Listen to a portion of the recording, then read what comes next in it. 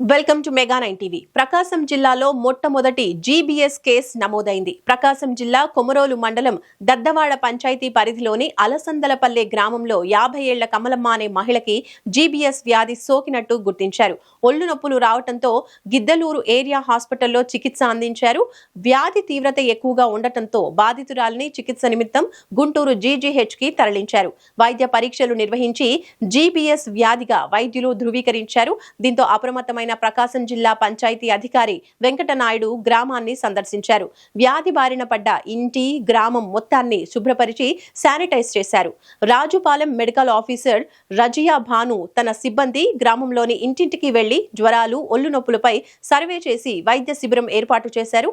ఈ వ్యాధి లక్షల్లో ఒకరికి మాత్రమే సంభవిస్తుందని, ఇది ప్రకాశం జిల్లాలో మొదటి కేసుగా నమోదైందని తెలిపారు.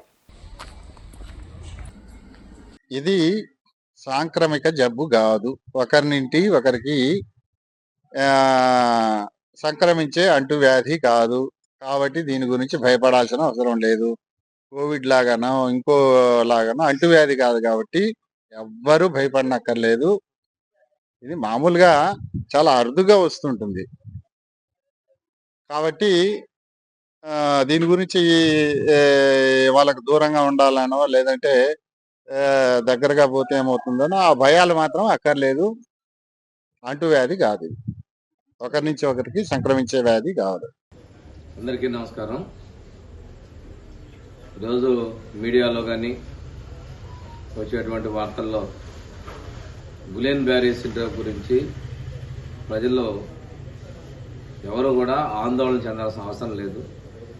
ఈరోజు ప్రకాశం జిల్లా గిద్దలూరు చెందినటువంటి ఒక మహిళ మృతి చెందిందని చెప్పేసి సమాచారం ఉంది. ఇది సహజంగా ఉండేటువంటి ఆటో ఇమ్యూన్ డిసీజ్. ఇది ఈరోజు కొత్తగా వచ్చిందేం కాదు, ఎప్పటి నుంచో ఉన్నటువంటి డిసీజ్ ఇది. కాకపోతే నేను ఈ సందర్భంగా వైద్యులందరినీ, ప్రభుత్వ వైద్యులు కావచ్చు, ప్రైవేట్ వైద్యులు కావచ్చు, ఎవరికైనా కానీ ఈ సిండ్రోమ్ లక్షణాలు ఏమన్నా ఉన్నట్లయితే ప్రత్యేకంగా గమనించి తగిన వైద్యం అందించే విధంగా మీరు సహకరించండి. ప్రభుత్వం, ముఖ్యమంత్రి, అదేవిధంగా వైద్య ఆరోగ్య శాఖ మంత్రి కూడా వీటి మీద సమీక్ష చేసుకున్నారు.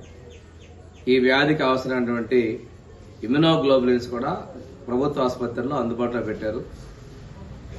ఎక్కడా కూడా ఇటువంటి ఇబ్బందులు వచ్చినప్పుడు భయపడకుండా ఉండాల్సినటువంటి పరిస్థితి ఉంది. కానీ ఇది అంత పెద్ద భయభ్రాంతులకు గురి చేయాల్సిన అవసరం కూడా కాదని తెలియజేసుకుంటూ ప్రజలు ధైర్యంగా ఉండండి. వైద్యులు మాత్రం మరొక్కసారి కూడా విజ్ఞప్తి చేస్తున్నాను, గమనించి ట్రీట్మెంట్ సకాలంలో అందే విధంగా చర్యలు తీసుకోవాలి. ఇది ఎటువంటి అంటువ్యాధి కాదు.